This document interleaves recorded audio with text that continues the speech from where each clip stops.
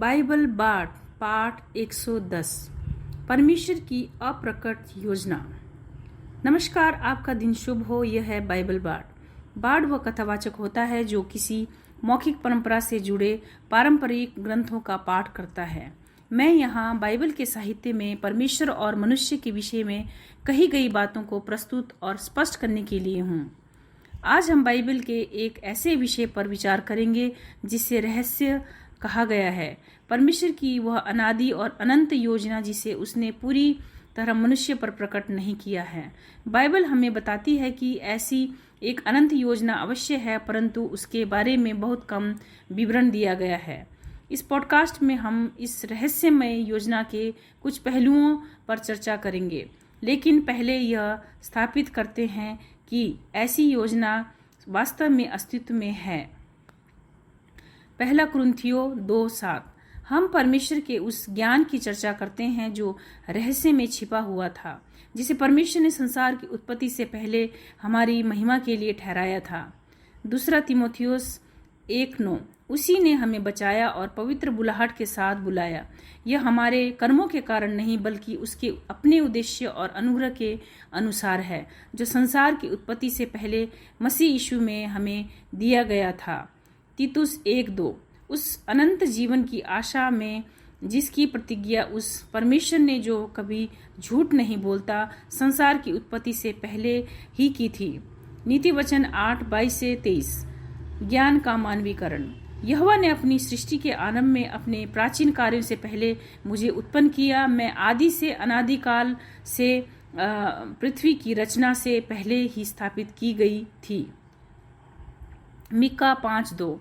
हे बैतलहम एप्राता, यद्यपि तू यहूदा के कुलों में छोटा है, तो भी तुझ में से मेरे लिए एक ऐसा शासक निकलेगा जो इज़राइल पर राज्य करेगा और जिसका उद्यम प्राचीन काल से अनादिकाल से है। भजन संहिता 90:2। पहाड़ों के उत्पन्न होने से पहले और पृथ्वी तथा संसार की रचना से पहले अनादिकाल से अनंत काल तक तू ही परमेश्वर है। यूहन्ना 17:24। हे पिता, मैं चाहता हूँ कि जिन्हें तूने मुझे दिया है वे मेरे साथ वहीं रहे जहाँ मैं हूँ, ताकि वे मेरी उस महिमा को देखे जो तूने मुझे दी है, क्योंकि संसार की उत्पत्ति से पहले तूने मुझसे प्रेम किया। संसार की उत्पत्ति से पहले वाली यही अभिव्यक्ति मत्ती 25:34, इफिसियों 1:4, पहला पत्रस 1:19-20 तथा प्रकाशित वाक्य 13:8 में भी मिलती है। ऊपर दिए गए पद स्पष्ट रूप से बताते हैं कि समय और संसार की रचना से पहले ही परमेश्वर विद्यमान था और उसके पास अपनी एक रहस्यमय योजना थी जो उसके स्वयं के उद्देश्य पर आधारित थी। इस योजना में मनुष्य के लिए अनंत जीवन, परमेश्वर की ओर से आने वाला ऐसा शासक जो इस संसार का नहीं है, तथा एक ऐसी योजना सम्मिलित है जो अनादिकाल से अनंत काल तक फैली हुई है। बाइबल के अनुसार परमेश्वर ने अपनी इस अनंत योजना के बारे में हमें कौन कौन सी बातें बताई हैं। हम जानते हैं कि हमारी वर्तमान सृष्टि से पहले भी एक सृष्टि का उल्लेख मिलता है। उत्पत्ति 1:1-2। आदि में परमेश्वर ने आकाश और पृथ्वी की सृष्टि की, और पृथ्वी बेडोल और सुनसान थी और गहरे जल के ऊपर अंधकार छाया हुआ था। यहाँ एक ऐसी पृथ्वी का चित्र प्रस्तुत किया गया है जो अभी आकार नहीं ले पाई है। वह अभी पूर्ण विकसित पृथ्वी नहीं है, बल्कि अंधकार में स्थित एक अव्यवस्थित गृह पिंड के रूप में दिखाई गई है। यद्यपि बाइबल स्पष्ट रूप से यह नहीं कहती कि हमारी सृष्टि से पहले कोई पूर्ण ब्रह्मांड था, फिर भी इस साहित्य की भाषा ऐसी संभावना की ओर संकेत करती है। अय्यूब 38:4-7। जब मैंने पृथ्वी की नींव डाली तब तू कहाँ था, जब भोर के तारे एक साथ गा रहे थे और परमेश्वर के सब पुत्र आनंद से जय जयकार कर रहे थे। यहाँ स्वर्गदूतों, जिन्हें परमेश्वर के पुत्र कहा गया है, कि पहले से अस्तित्व में होने का उल्लेख मिलता है। वे उस समय उपस्थित थे जब परमेश्वर ने आकाश और पृथ्वी की रचना की। हम यह भी जानते हैं कि हमारी वर्तमान सृष्टि के बाद एक नई सृष्टि होगी, जैसा कि निम्नलिखित पदों में कहा गया है। मत्ती 24:35। आकाश और पृथ्वी टल जाएंगे, परंतु मेरी बातें कभी नहीं टलेंगी। इब्रानियों 1:10-12। भजन संहिता 102 का उदाहरण। हे प्रभु, तूने आदि में पृथ्वी की नींव डाली और आकाश तेरे हाथों की रचना है। वे नष्ट हो जाएंगे परंतु तू बना रहेगा। तू उन्हें वस्त्र की तरह लपेट देगा और वे बदल दिए जाएंगे, परंतु तू वही रहेगा और तेरे वर्षों का अंत ना होगा। प्रकाशित वाक्य 20:11। फिर मैंने एक बड़ा श्वेत सिंहासन और उस पर बैठे हुए को देखा, जिसके सामने से पृथ्वी और आकाश भाग गए और उनके लिए कोई स्थान न रहा। इस पद के अनुसार जब परमेश्वर न्याय करने के लिए प्रकट होता है, तब वर्तमान पृथ्वी और आकाश समाप्त हो जाते हैं। यशायाह 65:17। देखो, मैं नए आकाश और नई पृथ्वी की सृष्टि करता हूँ। पहले की बातें स्मरण नहीं रहेगी और ना मन में आएंगी। भविष्य की नई सृष्टि इतनी भिन्न होगी कि वर्तमान पृथ्वी और आकाश की स्मृति भी नहीं रहेगी। दूसरा पत्रस 3:13। परंतु उसकी प्रतिज्ञा के अनुसार हम नए आकाश और नई पृथ्वी की बाढ़ जोते हैं, जहां धार्मिकता वास करेगी। प्रकाशित वाक्य 21:1। फिर मैंने एक नया आकाश और नई पृथ्वी देखी, क्योंकि पहला आकाश और पहली पृथ्वी टल गए थे और समुद्र भी नहीं रहा।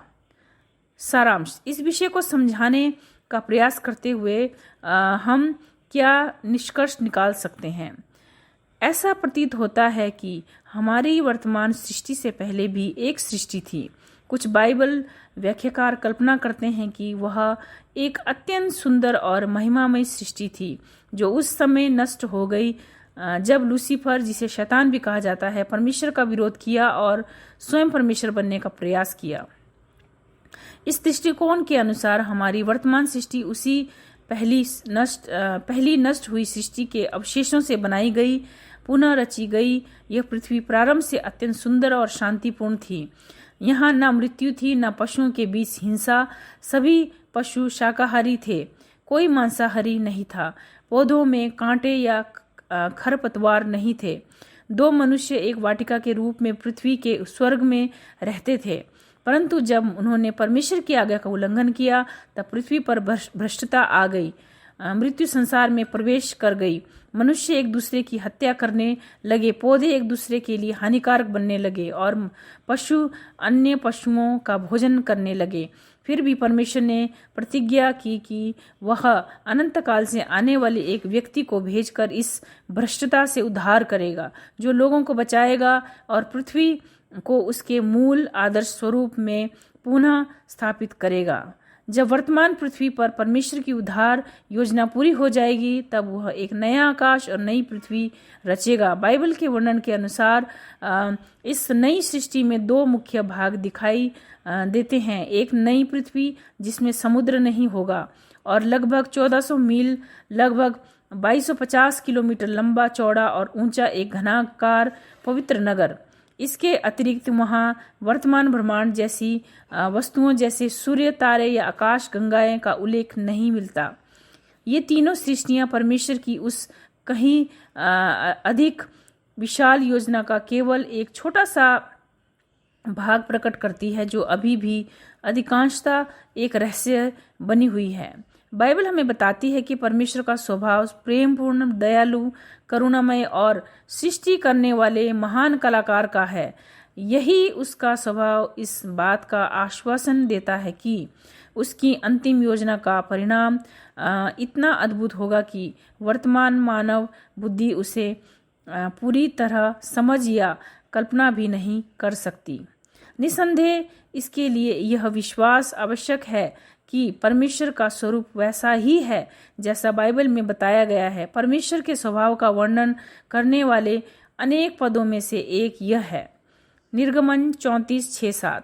यहोवा उसके सामने होकर गया और पुकार कर कहा, यहोवा यहोवा दयालु और अनुग्रहकारी परमेश्वर, विलंब से क्रोध करने वाला, अति करुणामय और सच्चाई से परिपूर्ण, जो हजारों पर दया करता है, अधर्म, अपराध और पाप को क्षमा करता है, परंतु दोषी को निर्दोष नहीं ठहराता और पितरों के अधर्म का दंड पुत्रों को और पौत्रों को तीसरी और चौथी पीढ़ी तक देता है। इस पद में परमेश्वर की दया और अनुग्रह के साथ साथ उसके न्याय और पवित्रता का भी संतुलित चित्र दिखाई देता है। पहला यूहन्ना 4:7 से लेकर 16।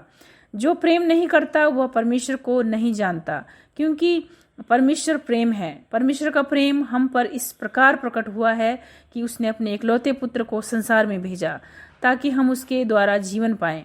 परमेश्वर प्रेम है और जो प्रेम में बना रहता है वह परमेश्वर में बना रहता है और परमेश्वर उसमें। बाइबल हमारे सामने यह चुनौती रखती है कि हम उसके उस प्रकाशन को स्वीकार करें कि परमेश्वर कौन है, उसका स्वभाव कैसा है, और उस अमर तथा दिव्य परमेश्वर पर विश्वास करें। बाइबल के अनुसार जब कोई व्यक्ति यीशु मसीह को अपना उद्धारकर्ता स्वीकार करता है तब वह परमेश्वर का गोद लिया हुआ पुत्र या पुत्री माना जाता है। उसे यह प्रतिज्ञा दी गई है कि उसके पाप क्षमा किए जाएंगे और वह सदा परमेश्वर के साथ जीवन व्यतीत करेगा। निष्कर्ष, बाइबल बार्ड इसी प्रकार कार्य करता है। हमारी प्रस्तुतियां संक्षिप्त, स्पष्ट और विषय पर केंद्रित होती है। इनमें अनावश्यक विषयांतर या भटकाव नहीं होता। बाइबल बार्ड किसी विषय के बारे में बाइबल की शिक्षाओं को प्रस्तुत करता है। मेरा उद्देश्य आपको किसी धर्म में परिवर्तित करना नहीं है। बाइबल बार्ड पॉडकास्ट केवल जानकारी प्रदान करने के लिए है। हम इस बात पर चर्चा करते हैं कि बाइबल का साहित्य वास्तव में क्या कहता है तथा उसमें कौन से विचार और सिद्धांत प्रस्तुत किए गए हैं, क्योंकि अधिकांश लोगों ने कभी बाइबल की शिक्षाओं को गंभीर अध्ययन नहीं किया है। आप स्वयं निर्णय लें कि आप बाइबल की शिक्षाओं से सहमत हैं या असहमत। यदि आप बाइबल बार्ड पॉडकास्ट का सहयोग करना चाहते हैं तो पैट्रियन के माध्यम से सहायता कर सकते हैं। केवल $1 प्रति सप्ताह और $5 प्रति माह का योगदान भी पॉडकास्ट के खर्चों को पूरा करने में सहायक होता है। आप गोफंडमी के माध्यम से भी सहयोग कर सकते हैं। और बाइबल बार्ड स्वयं कोई वेतन नहीं लेता और समर्थकों द्वारा दिए गए आर्थिक सहयोग से व्यक्तिगत रूप से कोई लाभ प्राप्त नहीं करता। यदि आपके कोई प्रश्न या सुझाव या टिप्पणियां हो तो कृपया biblebards@gmail.com पर भेजें। आपके संदेश प्राप्त करके हमें प्रसन्नता होगी। संपर्क करें। बाइबल बार्ड की सामग्री को फॉलो करने और दूसरों तक पहुंचाने के लिए आपका अग्रिम धन्यवाद। Amazon captivate Angrezi, Hindi, Chichewa, Nepali, Swahili, Spanish और Urdu. Instagram, iTunes, Rumble, SoundCloud, Spotify, TikTok, Tumblr, Twitter, YouTube पर संपर्क करें। धन्यवाद। आपका दिन शुभ रहे।